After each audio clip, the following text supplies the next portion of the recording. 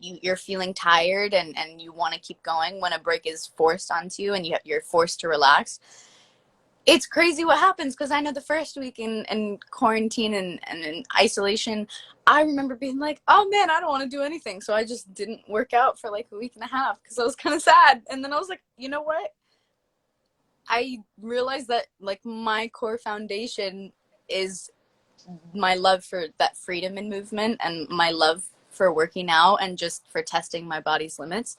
So I was like, okay, how can I get creative and make it still fun, even though my daily routine has just shifted? And the break has given me so much time with my family that I definitely wouldn't have gotten and that I have not gotten in a very long time. So there's a lot of good for me that's happened in this crazy, crazy time. Yeah, I mean, you've got to find the positives, don't you? And I think that's one of the things that everyone loves about you is like you've got this amazing smile and you're always just exuding so much energy and love.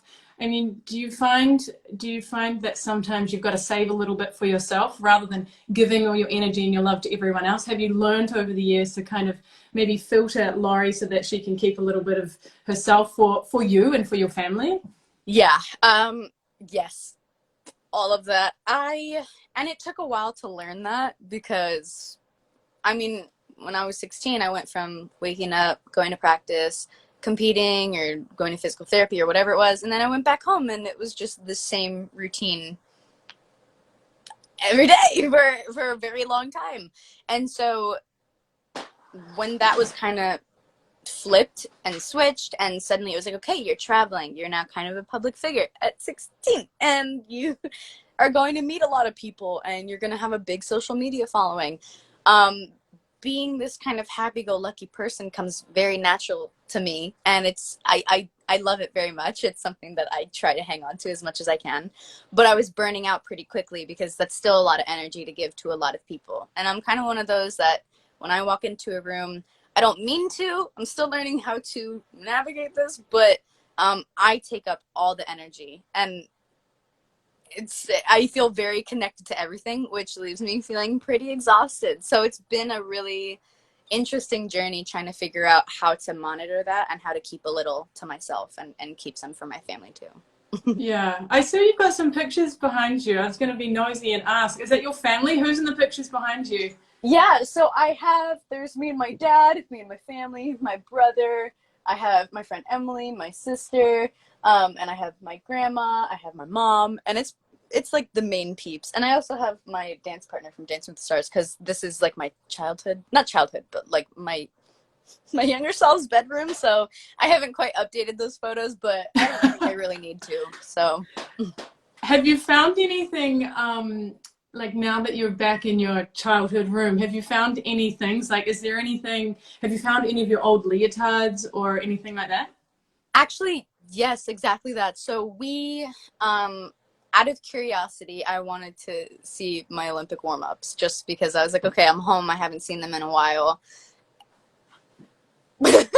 So it was like the podium warm-ups that we all got to wear, the red, white, and blue ones. We had neon yellow shoes, and I remember putting those on during Rio, and the meet was over, and I felt so cool. There's no other word for it. It's so I just felt so cool. I was like, wow, this is like, yes, I just competed at the Olympics, but this outfit is really what did it for me. And everybody was like, what are you talking about? You just competed. I was like, no, but look at this outfit. So I just remember being so excited about it. Like, and freaking out about all the little things that happened during the Olympics and all the memories that I got to carry with me. And so we went down to my basement, pulled out, we have like a giant tub of just old practice Leos, old training warm-ups, old shoes, and Have I you got found any of it nearby? Is any of it near you? Can you go grab it? I don't have anything near me. I do have some Take of us our for a Olympic tour. training Leos that are just over here. I was filming a video for some of my friends. It was a TikTok, and I had to put on one of my Leos. But I have these. These were our practice Leos for Rio. So there's this one. This one's one of my favorites. And then we have all the competition Leos in a much safer spot than the corner of my room. But we have this one. We have this one, which is kind of like a tank of our, I guess, our main final five. I guess the one that's right there. Hey, that's cool. Yeah, it is too.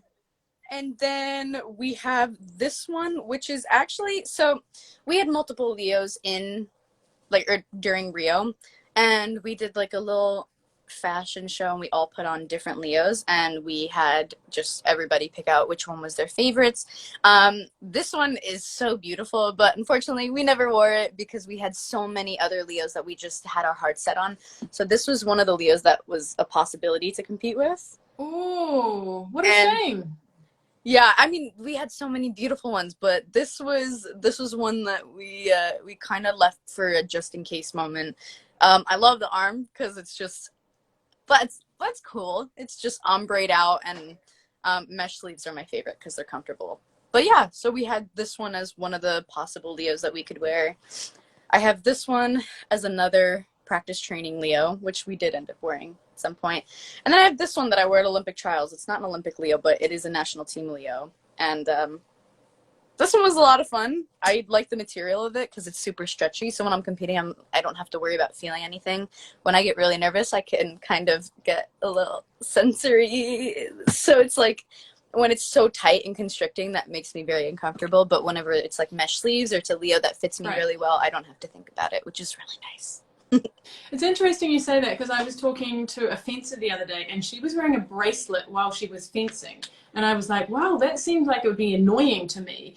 And she was like, no, it's for me, it's like a thing that I touch. It's a thing that I like to have. And she also liked to wear rings. Do you have anything like that that you, I guess, like to do? Because, you know, do you like to make sure you paint your nails, or you sort of talked about touching. Is there anything that you like as your signature other than your smile? Oh, um, yeah, I think there's a lot of little things that I would do. Like,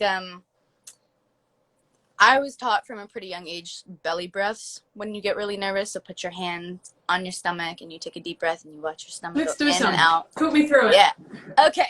So I'm like, I don't know how much you can see. I can't quite get a lot higher. And if I I can lower see this, your I might pajamas. fall. Okay. So it's just, I'm going to put on my chest. But it's definitely supposed to be on your hand. Don't let your chest go up and down because that'll make you panic a little more. But you have your hand on your stomach. And when you take a deep breath, you should watch your stomach go out. And then when you exhale, you should watch it go in. And by doing that, just watching that motion just kind of go in and out, it's really calming. And especially when people like me are freaking out right before you hop on the equipment, it's important to make sure that your body's regulated before you hop on the equipment. You don't want to just hop up super emotional like I used to do because I didn't know any better. So yeah, that was definitely a really big one. There's a lot of videos of me at competitions with just my hand on my stomach, and everybody's like, "Is your stomach okay?" And I was like, "Actually, no, but that's not why I'm doing this." And then another one would be when I was little. I remember telling my mom that when I go to hop up on the equipment, I felt like my legs were jello and that I couldn't stand up and my body just froze on me. I felt like I couldn't move. And she was like, okay, good thing I'm a social worker.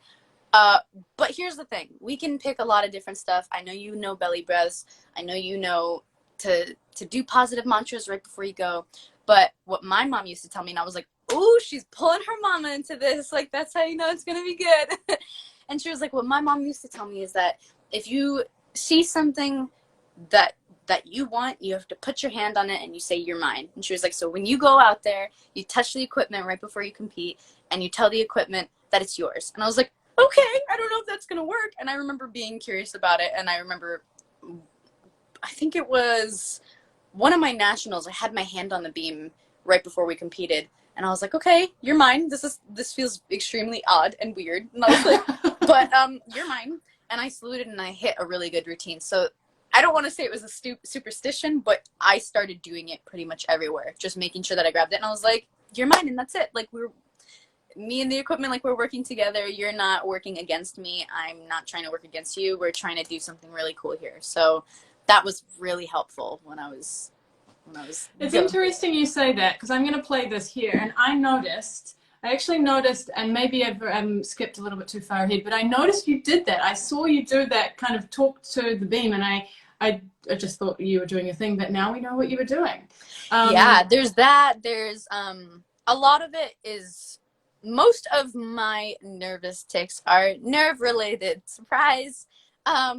So right before I'm competing, I noticed that whenever I'm on the podium, it the podium is really high up, and the time that you have, I was so scared to do that this moment. The time that you have when you're waiting for the judges to salute you versus when you're actually on the equipment can be about a minute or two, but it feels like 10 years. Oh, that's cute. I have that photo framed somewhere over here. Um, but yeah, so basically all that time to wait was just time for my nerves to ramp up. And a lot of it was just, okay, well, when I'm up here, I really want someone to come on over and say, hey, you're going to be fine. You got it. Stay confident. You're going to be okay. You've trained for this. But here's the thing. Nobody's allowed to hop up on that podium with you. So I had to do it for myself. And it ended up working just fine. And this was even before the Olympics. So I started saying, you know what? And I had to say it out loud because there's a lot going on in here. I can't hear it. So I was like, okay, you're going to be okay. You're confident. You've trained for this. Even if I'm nervous, even if I don't believe these things, it's like, you got this. You're going to be okay. And then I went to the Olympics and I saluted and I said, I got this. And they caught it in just a super close shot. And then I became a meme. And that's the best thing in the world. I was actually looking for it and I found so much other stuff. Like I love that shot of your family. It's so adorable. When you see them there, I mean, how does it make you feel? Uh, Whenever I see my parents watching, it's really interesting because, I mean, naturally, the sport that I'm doing and the things that I'm doing, in my head, it's all about, not in a selfish way, but it's all about me and what I'm doing. And it's my job to keep track physically and mentally every step of the way. So much so to the point where I had forgotten for a while to look at my parents' point of view on everything that I was doing. I was always just kind of like, yeah, I'm injured, I'll be fine. Oh, like I fell on my head, I'll be fine. Oh, like I'm nervous for this giant Olympic competition, but I'll be fine. And then looking back now and hearing stories from my parents, they were like, no, when you were injured, we were going to pull you out because we were scared that as parents, we weren't doing the right thing. We were like, okay, my kid is hurt, but she loves the sport. Am I doing a disservice to her by keeping her in, or am I doing a disservice to her by pulling her out? We didn't know what the decision was. So we thought, okay, well, it's best to just ask you, do you want to stay in the sport? And you immediately, no hesitation, told us, yeah, you wanted to stay. So we were like, okay. And then other ones like, oh, when you're competing, and I am also a big believer that watching the sport is way scarier than actually doing it, because if I'm upside down and let's say I'm crooked or I can tell that something's off, to an untrained eye, for someone who doesn't quite know, you don't know what's going to happen. You're just kind of watching what's happening right in front of you. As I'm doing it, I can feel it. So that's why I have my theories on why watching the sport is actually way scarier than doing it. But my poor parents, man, because they had to do exactly that. Lots of love to your parents. Actually, while we're talking about them, tell me a little bit about your. We'll go back to the Olympics shortly, but I want to know about your Puerto Rican roots.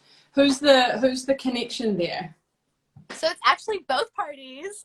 Woo! Both grandparents from both sides were born in Puerto Rico. Or at least I gotta double check on my mom's. I'm pretty sure that's on my mom's side, but on my dad's side, they were definitely in Puerto Rico. Yeah, no, it was both parties. And then at some point, they migrated to New York, and that's where my parents were born. So I'm second generation Puerto Rican, and do you go there very often? I haven't gone there in a minute, but I did go after the hurricane, after just there was so much that had happened out on the island. Me and my mom were able to go out and to spend some time there, and that was awesome. I remember going there when I was really young, and I had an uncle who lived on the mountains, which the main part of Puerto Rico, or the most touristy part, is Old San Juan, or just San Juan. And he lives in the mountains, so it's not really populated. So I remember being a kid and my ears popping when I was going up, and we were just driving around this giant ramp. You didn't even see the top of it. You were just going up. And at some point they were like, okay, we're here. And I was like, there's nothing here. And they were like, yeah, we're here. And I was like, what do you mean we're here? And I turned around and there's this cute very, very small, but this cute house that was just chilling there. And out there was my mom's family just kind of waving to like, Wanda, welcome back. And so we got to go in. He had like mango trees and bananas and oranges and just a bunch of stuff in the backyard. And it was crazy, and that's definitely one of my favorite memories of going to visit. But I got to go back soon. Me and my family, before all the craziness hit, we wanted to go sometime either this year or next year. So it's definitely in the books. Speaking of books, da-dun-da-dun. So this book Oh here came wow! out a few years ago, and you said I got this about a million times already in our little chat, but I can see why you named your book I Got This. The book has come out again. You've re-released it. So what sort of stuff is new in the book? Anything that can help us in 2020 in this new age? Ooh, I think so. I mean, a lot of it was really just catching up within the 3 or so years that I released the book. I released it in 2017, and the whole story was just everything that happened before the Olympics, the training process, all the injuries, um, all the moments that you don't really get to see on TV. And I was able to write those down and to send it out and just kind of share that journey. And then it was like, okay, it's been about 3, 4-ish years since everything's happened. We should catch everybody up on it, and we should kind of inform everybody like what you're doing now. I was like, you know what, that's a really good idea. So we got to update all the different events that I've gotten to do. My sister got married, like just all these different things of catching people in on. And a really big one that I'm proud of was there's a chapter saved just for mental health, which is not something that I had talked about. Um, and I was like, okay, well, I find it really important. My mom's a social worker. My sister's a therapist. I've worked with sports psychologists. I still see a therapist. Like, I think it's awesome. I think it's so important to, you know, take care of your whole body, including your mind. And it's like, okay, well, if you have a broken ankle, you're not going to work on it. So if I'm in a lot of distress, it's my job to take care of that and to talk about it and to make sure that up here I'm doing okay. Because the sport, at the end of the day, I mean, we've seen so many athletes carry struggle. We've seen, go out and be completely injured and still be able to hit. And it's not the injury that's the scary part. It's up here. So I think that was a really big part that we were able to hit on in the updated version of the book. And it's something that I'm really proud of. Awesome. That's definitely going to be something that people can hopefully read while we're still in isolation and whatnot. But let's look at sort of the next phase, because after Rio, you took off 2 years, and then I guess, can we still call it the comeback trail? Yeah. I mean, I'd say we're kind of back, but it's still comeback since we're all in quarantine. But yeah. How, I guess, how would you rate where you're at this point in time? Because obviously the Olympics were supposed to start in July. They've now been shifted. Yeah. Where would you put yourself on the scale of being at the best place you can be and done here? Yeah. I mean, so we were on the right track to having everything peak at the right time for the skills that I wanted to do. There were some skills that were a bit too hard that I competed in 2016 that we pulled out because they just weren't ready yet. So the routines that we did create to compete for this year, they were going to be ready. We needed the time, which, we don't really have right now. But it was going really well, and I was excited about it. We were at the part of just piecing routines together, which was really neat. And I was so excited about it. I was posting all over about it on social media. I was like, look, a skill. This is fun for me. And that was a lot of fun. But the comeback has been so interesting. I knew it was going to be hard in the beginning, and it definitely was. Um, but the time between coming back, conditioning, doing all of the basics, and then finally being able to throw all the big skills, that was the best part about all of it. And that was why I was doing it. Of course I wanted to make the team. Of course I wanted to go to the Olympics, but my love for the sport overpowered every aspect of it. So it was just exciting to go and throw these skills again and be able to piece them together. But of course, with a year delay, it feels interesting for every athlete. It all kind of, it was like getting the rug swept out from under you. But again, doing my best to look for the positives. I now have another year, which I can go back and take the time to upgrade and add some skills that maybe I've even never competed before. So I think that could be fun for everybody. Which apparatus are we talking? Okay, well, there's a couple skills on floor that we didn't, we weren't training them for this summer. We did not have them in the plan or in the works, but they were skills that I had done in the past that we had all joked, okay, well, like if only we had more time, we would be able to throw X skill. And I was like, that could be a really cool skill, because then it takes my floor routine from like, okay, I do double Arabian, which is like half turn, double front flip. And that was a big skill for me. I competed double layout in 2016, but we didn't have that skill ready for this summer. So we were just going to do the double Arabian. We were going to do, I have a skill that goes like front layout, front double twist, front tuck. So it's a 3 in a row, and the start value for that is really high, which is exciting. And then we were just going to do, we call it like simple, but double tuck and double pipe, which is just 2 backflips in a row, you know. Oh, Allie's here. Hi, Allie. Hey, Allie. So we were just going to leave it at that. But now that we have the time, there was one skill that I've had my eye on for a really long time. And I've done it before. I've never competed it, but I've done it before. And I think we might have the time to do it now. So I think that could be a lot of fun. So would you say that maybe, you know, this postponement is to your advantage? It feels odd to say that, but yeah. I mean, I mean, it's the silver linings in life, right? Yeah. I mean, with the comeback and everything, I was well aware that I came back very late. I took that as a responsibility of mine. I didn't give that to anybody else. I knew that my comeback was late, and I wanted to wait until I was really ready. And also, if that fire is not burning in you and you try to come back, it's not going to work, because the journey's hard, and your love and your passion for your goals has to outweigh all of it. And if it doesn't, you're kind of screwed. So I was waiting for this kind of like, you need to come back. And it definitely hit mid 2018. And I was like, okay, how are we going to do this? And being born and raised in New Jersey, I was like, if we're gonna let's flip it all upside down. I tried it this one way. Let's do it completely different. So I moved to California, and it has just been so different and so interesting. And I was able to go and live with a teammate that I had also used to train with, and that's my best friend. Shout out Emily if you're watching. I love you.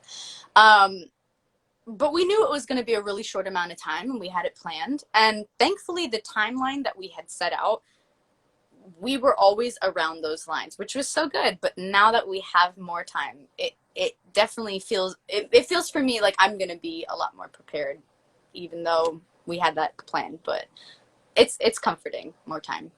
It's all anybody could really ask for, I think. Totally. So I guess the question is, how confident are you that we and all of these people watching are going to see you in Tokyo competing at next year's Olympics? I hope you're going to see me out there. I mean,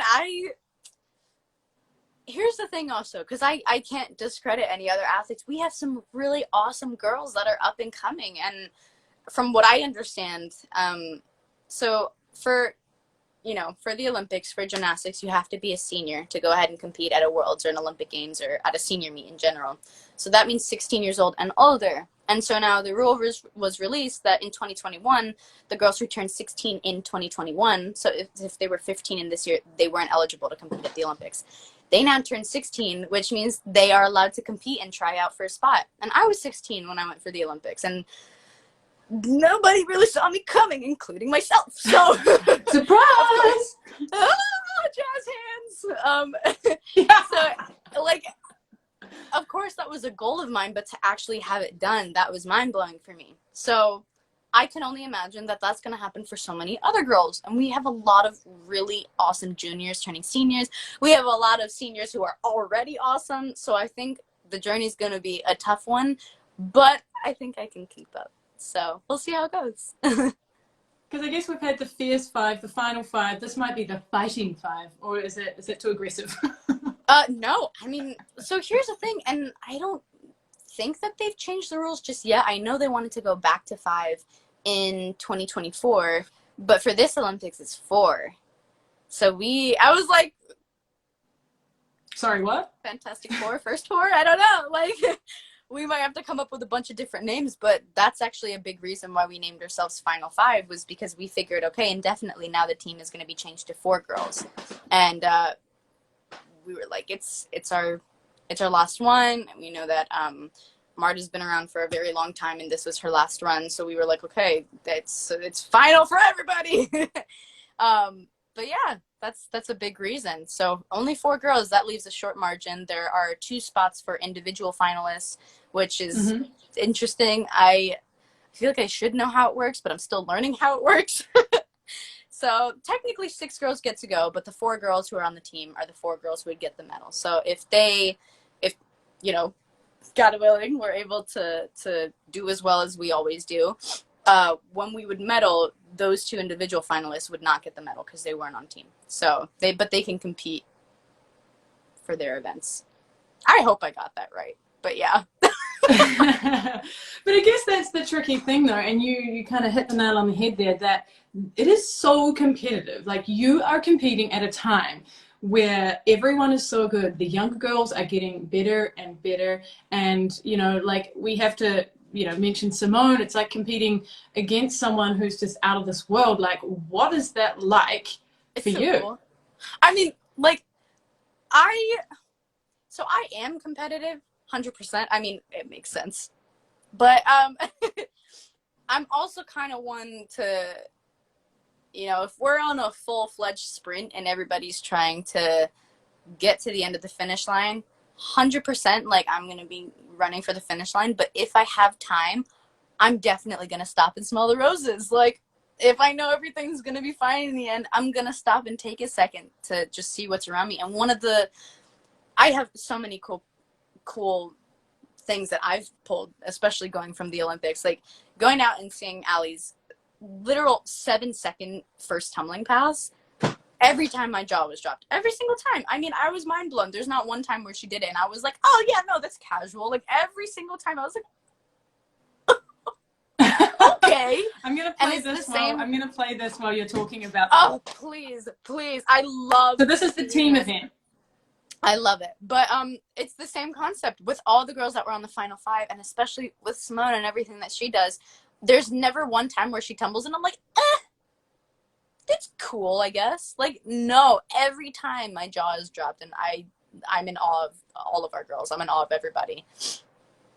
Because that's the thing, is I guess people are always wanting to sort of be like, but come on, it's got to be competitive. What's it like behind closed doors? Like, are you constantly with your nail file, like scratching up your nails? But you seem to say that, like, it's not like that at all, that it's genuine, right? Not like that for me. And I don't think it was like that really for any of our girls. I mean, of course, when you're competing, it's the competition. So the goal is to go out and do your best and to come out on top. But at the same time, I think a lot of us, or all 5 of us, had a lot of confidence in the skills that we had now, and the routines that we had pieced together for Rio. And it was like, okay, we were picked for this team. That means they have a lot of confidence in us to do the right thing, so we can trust that their decision is right, and especially with their history of picking out athletes, we're now on an Olympic team. We can trust that. And I think that was a really big thing to fall back on, which was like, okay, we're ready. We're prepared for this. But at least in my eyes, I was definitely the one to just enjoy every aspect of it. And my goal is just to do my best when I'm out there. Of course, I'm competitive, but I'm not comparing myself to anybody out there, because that's not going to change my outcome. It's not going to change my scores. It's just going to stress me out. So I'm going out there just to do the best thing that I could possibly do and beat out all my last scores. I know what a good routine feels like, and that's the goal every single time. It's interesting, isn't it? Because, like, for example, myself as a female working as a journalist in what has prolifically been a male-dominated industry, you come up against these challenges, and I think it's fascinating.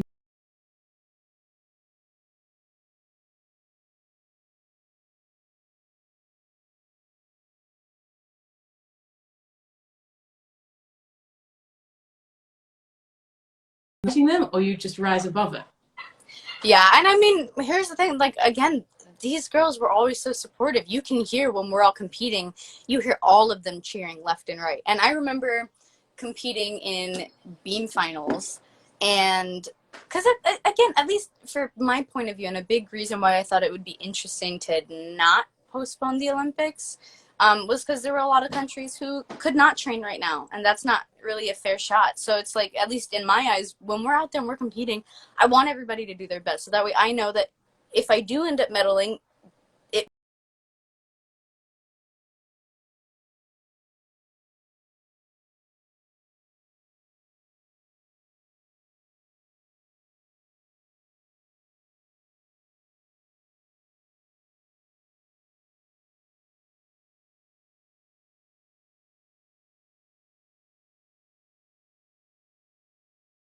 So I was like, it's silent. This is awful. What? Like, I'm used to competing and not being able to hear my feet hit the beam, which is interesting. Although, that's a lie. When I'm competing, I'm not used to hearing anything. Um, but it was so quiet and so not what I was used to that I was picking up on a lot of noises that I usually don't catch when I'm competing, and it was extremely.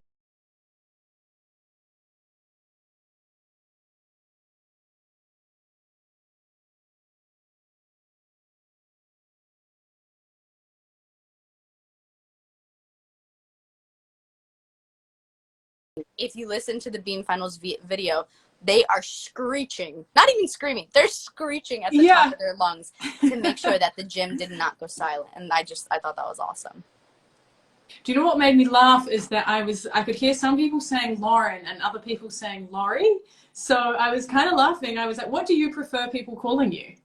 So I've gone by Laurie since I was a little kid. My birth name is Lauren. It feels weird coming even out That's of on the my passport. mouth.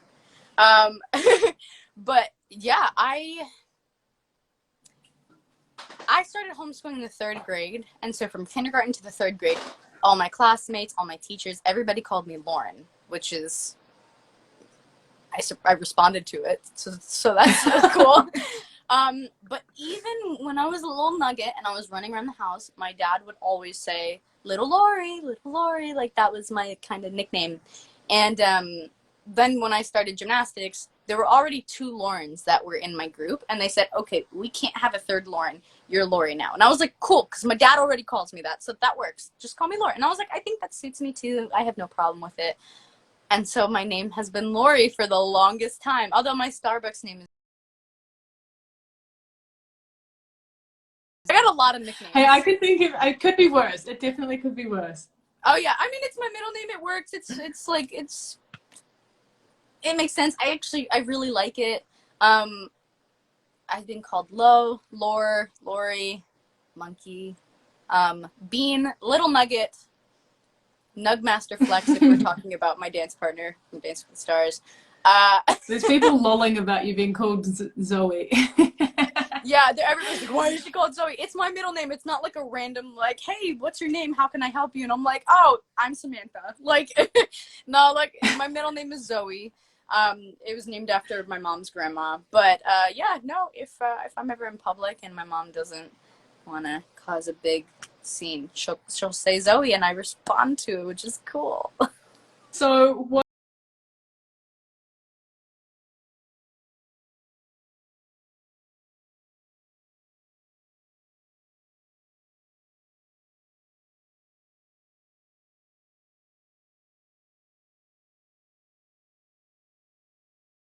are you going from 19 to 20, like the start of a new decade, like if you were to look into the future and have like a plan for being a 20-year-old, like what do you want to do? Like what do you see for you? I mean, aside from the Olympics, the casual.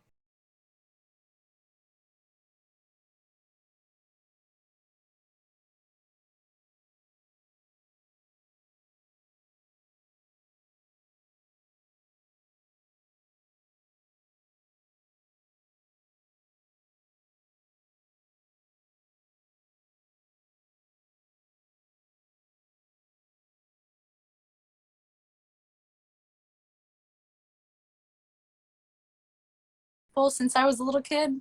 And I did ballet before I did gymnastics. I did it from like 3 to 5 years old, I think. And my first ever rehearsal, I don't remember it, but according to my mom's and my brother's point of view of what happened, we went to this recital, and I just remember the costume being super itchy, and I was like, "This is disgusting. I don't want to wear it. Like this." um, So then you decided and to put on a leotard. yeah, I mean, it had like a dress tutu thing, and I literally remember the song being like, "An apple for the teacher, and they have animal crackers in my soup, monkeys and I don't know how I still remember that, but we had to go on stage in an auditorium full of, I think,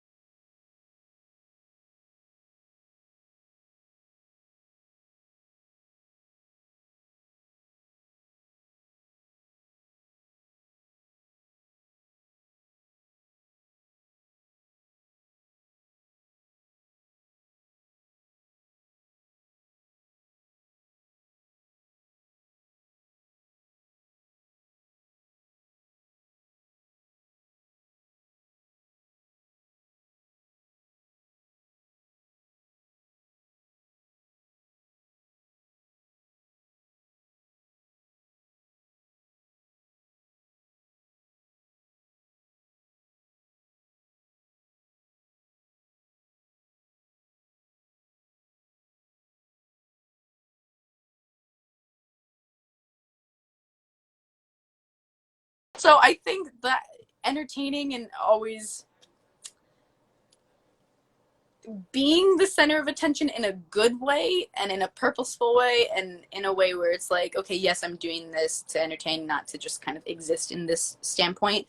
um it has always been a big love for me, and I think that's a big reason why I love competing floor so much, is just because, again, pre-meet nerves and anxiety, it's awful. It's one of my least favorite things about the sport, and I know a lot of people are like, yeah, the adrenaline is what keeps me going. I'm like, the adrenaline is what makes me want to not go. But then as soon as I salute the judge,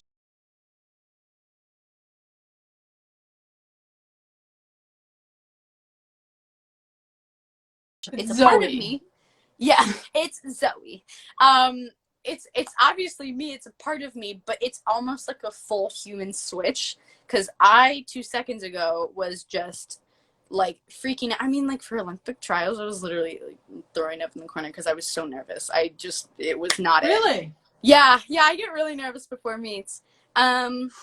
So getting ready to compete for floor, I remember literally looking at Allie and saying, I am terrified to mess this up. And she was like, listen, you could fall a couple times and we'll still be okay.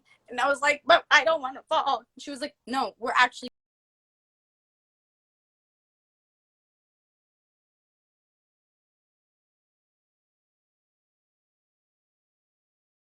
for it to not work out.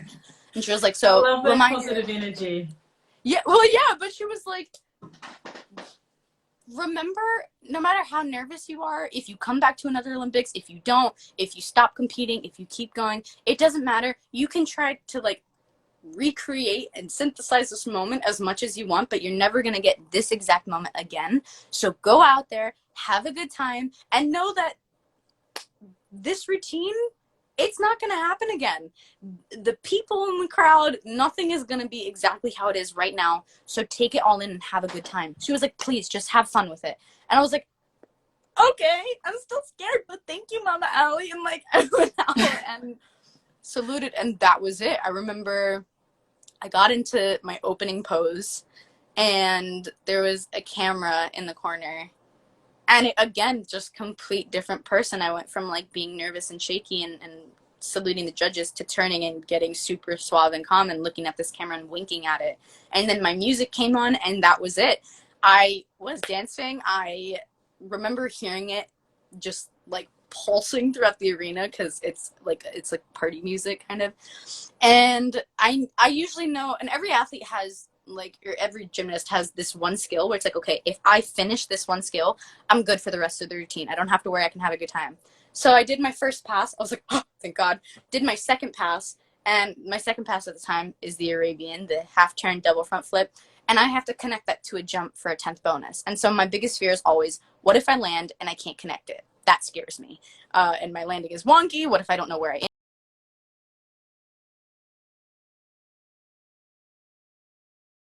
Adrenaline and being in the air and spotting the floor and going, do I usually spot the corner? Am I usually that high up?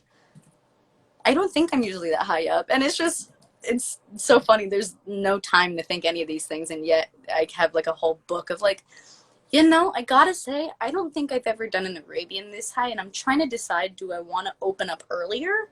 Do I want to hang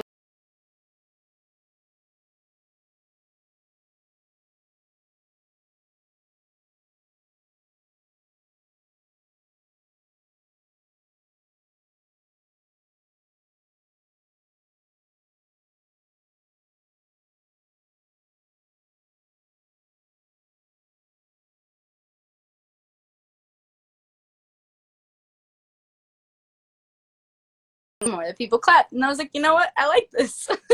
And that's kind of how it's always been. It's just, I love it. So I want to keep that after gymnastics. I want to keep entertaining, whether it's in theater in front of a crowd, whether it's in front of a camera, but it's a lot of fun to play somebody else. Even though I classify when I'm competing as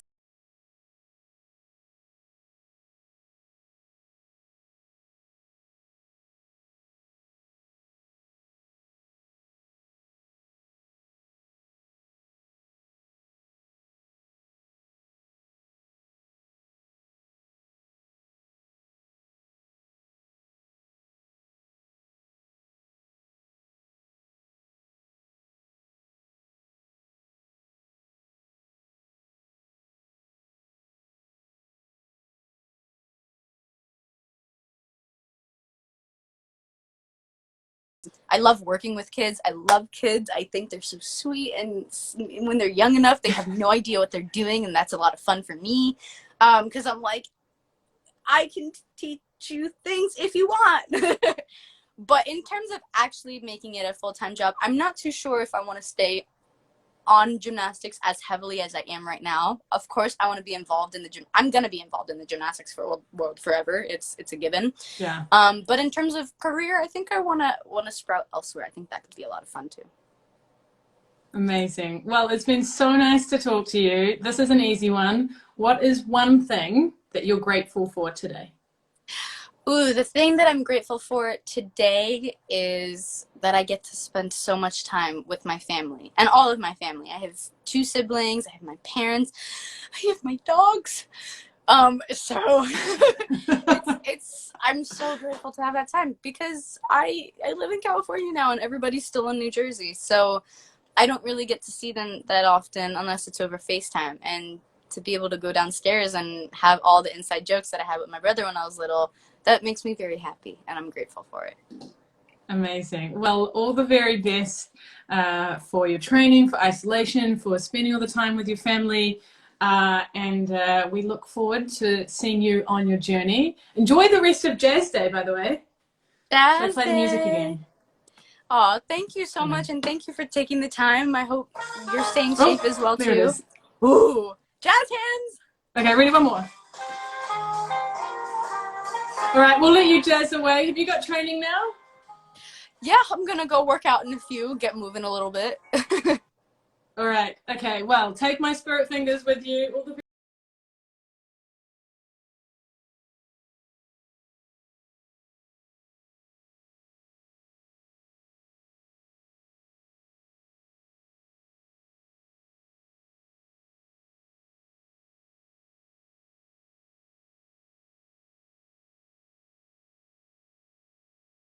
on everything that Laurie had to say, but you heard it. She is going for Tokyo 2020 next year. What an inspiration. And make sure you check out her book if you're interested in that as well. Take care, guys. We will be catching up with some more athletes soon, and it's great to have you with us. Stay safe out there. Bye.